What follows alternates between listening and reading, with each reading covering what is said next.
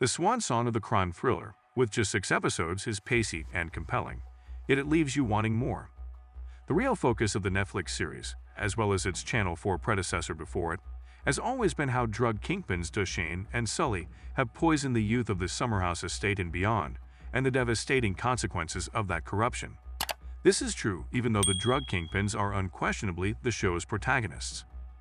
Their misdeeds in the previous batch of episodes resulted in the brutal murder of young drug runner Ads, either directly or indirectly, and turned Stefan's world upside down. In previous episodes, Sully's prodigy Jason met a terrible end, and the wide-eyed pair Ronell and Jem were forced into a life of risky criminality. You can still hear Stefan, Jamie's younger brother, pleading with him to wake up in the first scene of the final season, which takes place right after Sully kills him brutally. Although Jamie's death this season is still felt occasionally, it allows the show to focus on developing other interesting storylines. It gives the writers more opportunity to emphasize a point they've been making for every season, that becoming a criminal is not something to aspire to. Even a great day might end in unanticipated violence and destruction. In the show's penultimate episode, Sully discovers that Jack has taken 25 kilograms of heroin from him.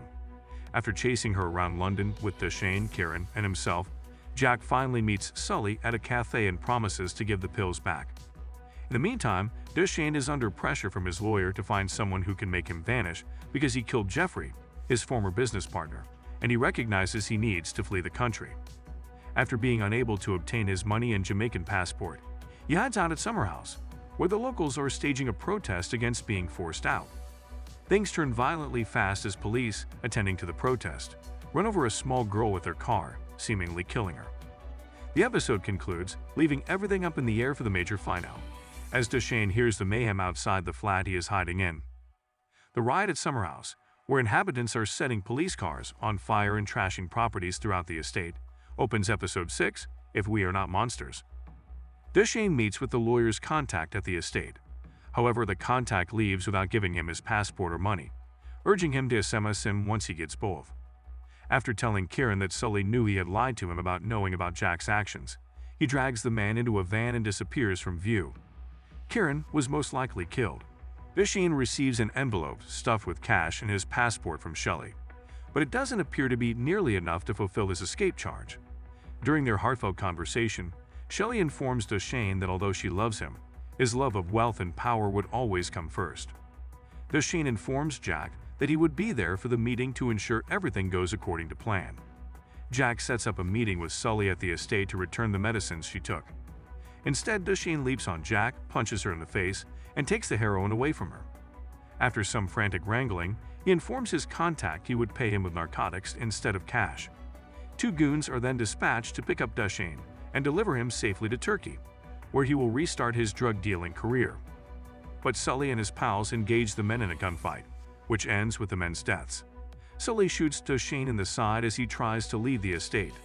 In their heartfelt conversation as Duchesne lies dying, Sully learns from Duchesne that he has always respected him, something Sully had never accepted because he had always felt like the younger brother.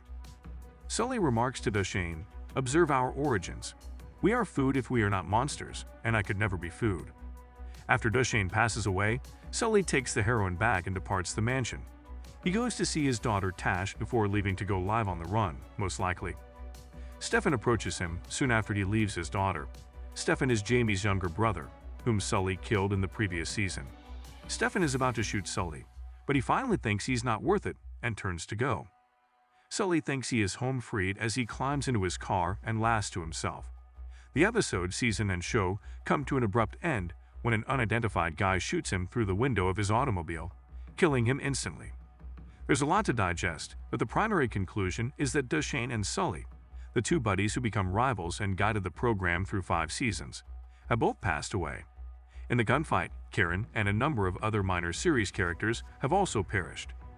Since Sully posed the greatest threat to Jack and is still involved, it appears that she is secure. In addition to avoiding becoming a killer, Stefan might be able to stay away from the same route that ultimately resulted in his brother's death.